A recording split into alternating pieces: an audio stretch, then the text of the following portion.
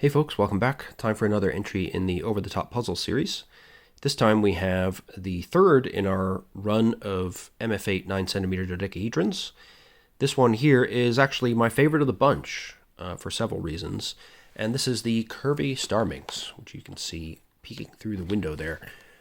This puzzle will get a strong recommendation from me, just to say that up front. I think this is a really, really good puzzle. It's really fun and challenging to solve. It turns great, so the challenge and the length of it doesn't grate at all. It doesn't, get on your nerves, doesn't wear out its welcome due to frustration. You'll notice that mine is not solved. I've done all the corners and the edges and stuff, and the centers are in the right place, but I got to work on the triangles.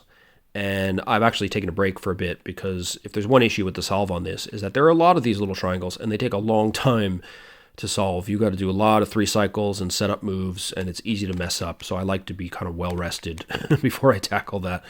But look how nicely this turns. Effortless. Beautiful. And it's as you can see, it's a deep face cut dodecahedron. This, I believe, is identical in functionality to the Starminx 2. That one has straight cuts and this one has curvy cuts, but otherwise they're the same. Out of the two, I think definitely most would recommend that you get this one. I can't definitively say that because I don't own the Starminx 2, but I really like this puzzle a lot, so I would recommend it. However, and this is a big however, there is an issue with it that you should be aware of, and I'll explain that in a bit more depth because there's a bit of a story behind it.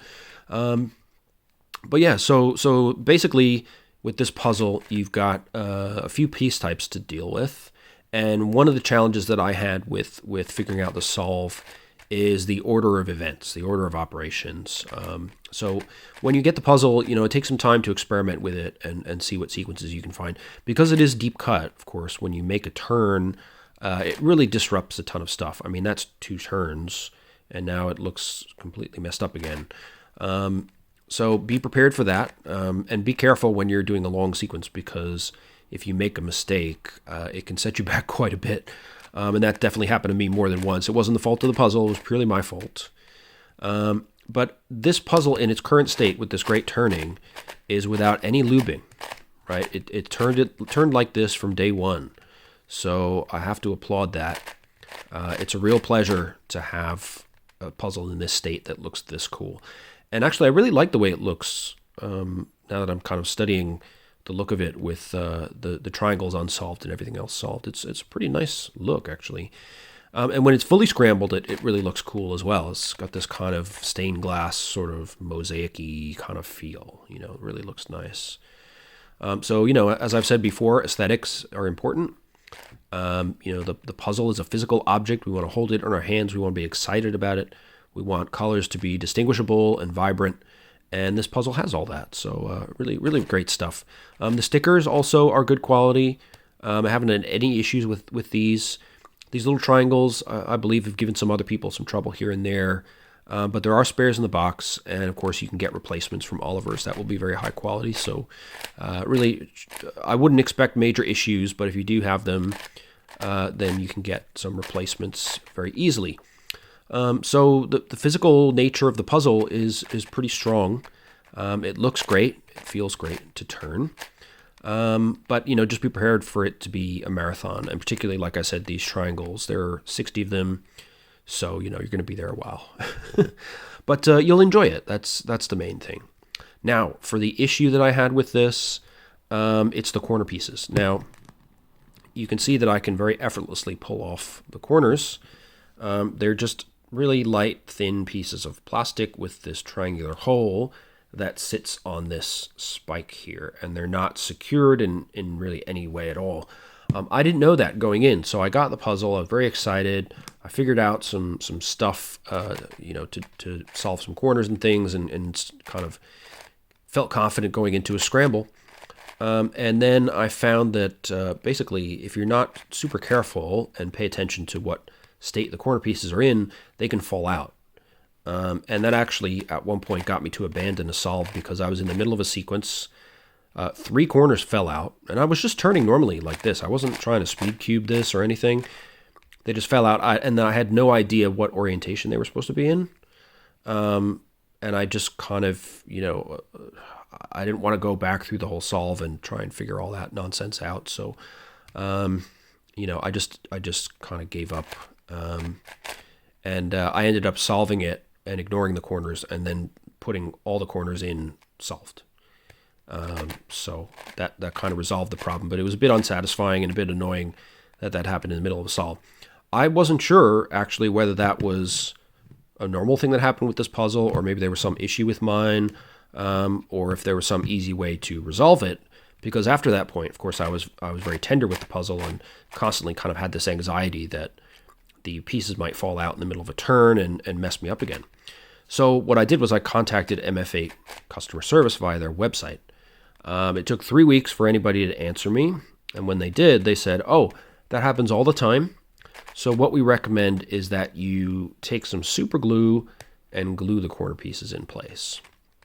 Now, okay, fair enough. Yeah, that's a solution, but it begs the question of why didn't you do that in the factory, right? If the design is such that the corner pieces fall out all the time and you have to give people this advice all the time, why do I have to glue them? Why didn't you just glue them? It's just one of these instances where it feels like MF8 has really cheaped out and not really thought through the consequences of the way they've chosen to manufacture this. And then they're passing the annoyance and the cost of fixing it onto us, their customers. And I think that's a really poor way to behave, frankly. And it's a shame, too, because it's otherwise such a really, really nice puzzle. And I don't think it's a big enough issue to recommend that you not buy it. But just be well aware that probably you will want to glue the corner pieces into place. And what that indicated to me, that whole exchange, was that if I have a serious problem with this or any other puzzle, MF8 really doesn't care about it. They didn't say they would replace anything or offer to do anything helpful. They just said, "Oh, glue it. That's what we always say. Deal with it." And the tone of the email was quite rude as well, but I can put that down to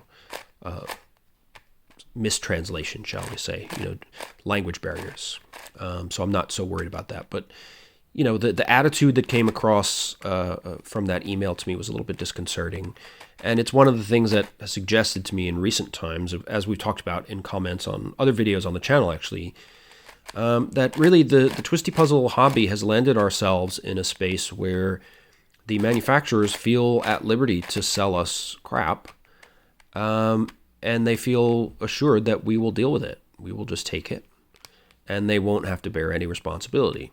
So we have instances that are really minor like this. I mean, it's a minor issue, let's be serious. But you have things like the Whit Eden 2x2 Megaminx, which is legendarily terrible. And so far as I know, there was never any kind of statement about it from Whit Eden, no effort to make replacements or to compensate anyone. They just sold a puzzle for like $50 that didn't work at all and was terrible. And that was it. And then they just moved on. They didn't address it in any way. So this is not behavior confined to MF8. It seems to be kind of across the board with other companies. And that to me is a problem. We spend a lot of money on these things. We do a lot of research on them. We talk on forums about them, and we make YouTube videos about them. We care about this hobby. We have a passion for it. And they should, recognize that. We actually care about these products and that we want them to be satisfying and to use and to solve. And we deserve to be respected as just customers. And I don't know what the best way is to handle that. In the previous discussion, there was some suggestion about, getting prominent members of the puzzling community together via the forums or something and sending in an open letter of some kind, maybe. I thought that was actually a really great idea. And maybe that would shock some people into action. So, I'd be interested to hear what you guys think. If you're part of that discussion, it's been on my mind, and I'm not sure. I certainly wouldn't be the one who I think should lead that charge because I'm not particularly active in the community, in the forums. So, I'm not one of the inner circle that's been there a long, long time. But if we could get somebody on board who is, or if one of you out there watching this are a big part of the forums community and the Reddit, cubing subreddits and stuff, then maybe we could try and get some YouTubers and YouTubers together as well, and really put a little campaign in motion because, it's enough already. I mean, how much money I've spent on these puzzles, and many others have spent untold thousands on crazy 3D printed whatevers. The company should understand that they're very lucky to have such a devoted customer base that has disposable income and a huge amount of passion. But that doesn't mean that they can just railroad us into buying whatever nonsense they put out. And maybe, just maybe, if we tell them that, they'll improve their behavior. That would be nice to see. And if not, well, at least we know that which companies we should do business with and which ones we can ignore. But in any case, that's just a little sort of digression there. But, on the whole, super glue the corners, but otherwise the puzzle is really, really functional. It's often, actually, when I don't feel like solving it, I do often take it out just so I can turn it. Because it's this big chunky dodecahedron, and you can turn this huge mass of it all at once, and it's smooth and light. It feels good. So it's a really great additive to the collection. I put it here in over the top because, the appearance is striking. It's a big puzzle. It's not super expensive, and it's not ridiculously complex in terms of piece counts or anything. It's not a Giga-Tutminx, but it's a really beautiful and interesting puzzle that has a lot of challenge. And for that, I put it in over the top because it's definitely a puzzle that people will notice in your collection.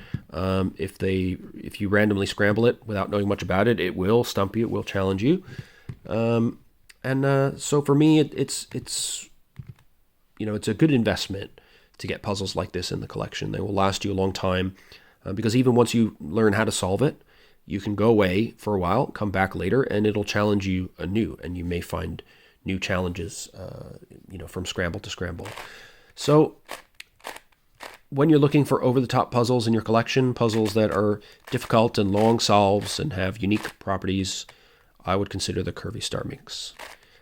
It's a really nice, challenging, deep-cut puzzle that actually is a quality product. For the most part, it's 80% quality product, which is more than I can say for a lot of other puzzles, unfortunately. But yeah, let me know what you think. I'd really be curious to hear if any of you else out there had issues with the corners if you have this puzzle. I still have been too lazy to actually glue them. And as you can see, I got all the way to this point in this solve. And this is after long after the first corners incident.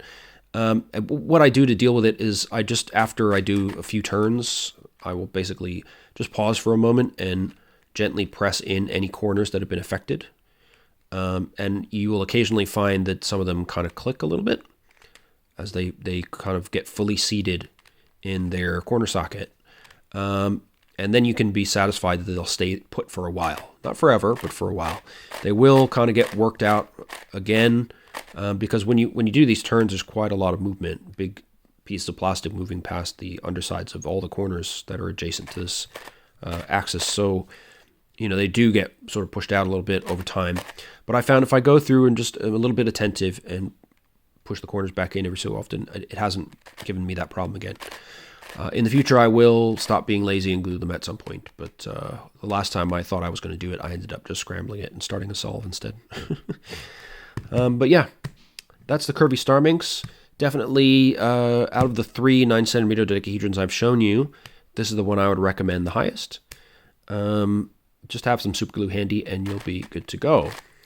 For the other two, of course, my feelings on the Master Void Pentultimate, and the Bauhinia is kind of in a middle area, but this is the puzzle that I can recommend mostly wholeheartedly. So I hope you enjoyed that or found it informative or useful in some way. Let me know in the comments what you think. And again, if you had your own experiences with the puzzle, I'd be interested to hear about it. And yeah, let's think about what we can do to kind of get some positive action from some of these puzzle manufacturers. Because I'm also doing speed cubing, I know that there's a massive difference there, even with the same company. So Diane makes speed cubes that turn fantastically well and are high quality products for a good price. And then they sell us complicated twisty puzzles that are complete crap. And that to me is very infuriating because they're clearly just knowing that those of us who like complicated twisty puzzles will put up with it and speed cubers won't. If your cube does not turn perfectly these days, it's over. Nobody will buy it. The standard for the products, even at the smallest price range, is very high. And we should be having similar expectations, in my opinion. It is possible to build a lot of these puzzles to substantially better standards than they have been built. And yeah, they may cost more, whatever. I'm sure many of us would pay that to have puzzles that work better than they do now. So let's see if we can try and get some positive things in motion, and it would be a big help for the whole twisty puzzling community, I think. So have a think about that, and I look forward to discussing it with you in the comments. And until then, of course, take care, stay safe, and I'll see you in the next video. Bye-bye.